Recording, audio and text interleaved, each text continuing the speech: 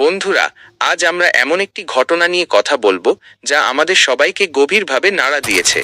ময়মনসিংহের ভালুকায় ঘটে যাওয়া এক মর্মান্তিক হত্যাকাণ্ড, যেখানে একজন মা এবং তার দুই নিষ্পাপ শিশু সন্তানকে নির্মমভাবে হত্যা করা হয়েছে।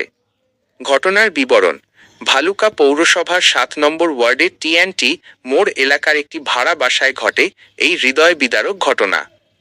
নিহত ময়না আক্তার, যার বয়স আনুমানিক ২৫ থেকে ৩০ বছর, তার মেয়ে রাইসা আক্তার, যার বয়স ৪ থেকে ৭ বছরের মধ্যে, এবং তার ছোট ছেলে নীরব মিয়া, মাত্র ২ বছর বয়সী, এই তিনজনকে গলা কেটে হত্যা করা হয়েছে।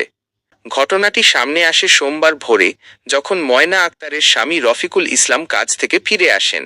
তিনি দেখেন ঘরের দরজায় বাইরে থেকে তালা দেওয়া। অনেক ডাকাডাকির পরও কোনো সাড়া না পেয়ে তালা ভেঙে ঘরে ঢুকেই তিনি দেখতে পান তার স্ত্রী এবং দুই সন্তানের গলাকাটা নিথর দেহ।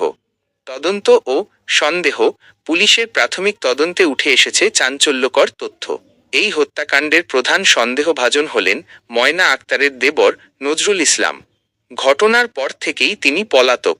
পুলিশ মনে করছে পারিবারিক কলহ এবং দেনা পাওনার জের ধরেই এই নৃশংস ঘটনা ঘটেছে।